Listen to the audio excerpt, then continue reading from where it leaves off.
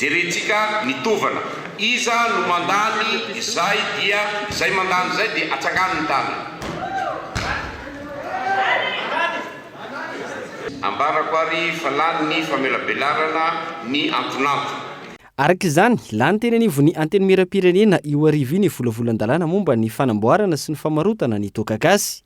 Efa ela no niandrasana ity volavolan-dalàna avy amin'ny filoha-hevitry ny antenimieram-pirenena Razafy Tsiandrova Jean Brunel ity. Isan'ny seha-piariana mampidi-bola be ny famokarana toaka gasy ka hitondra voka-soa ho an'ny tokantrano maro eny amin'ny tontolo ambanivohitra izay miainga amin'ireny mpamboly fary ka hatramin'ireo mpanodina izany ho lasa alikaola sy toaka.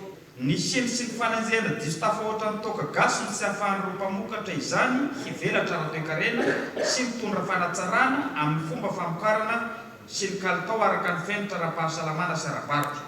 Fanomezan-danja ny kolotsaina malagasy no antony nandaniana ity volavolan-dalàna ity hoy ireo solombavambahoaka. Ny finoana ny safiditra zato isan-jato hampandany ary mandany an'ilay tolo-dalàna izay natolotry ny solombavambahoaka Razafy Tsiandrova Brunel depiteny Kongo. Dia miantso ny vahoaka namositra manontolo tsika rehetra eto Madagasikara tsy hoe rehefa malalaka koa dia hanao zavatra tsy ara-dalàntsika fa misy ny fepetra araka ny lalàna.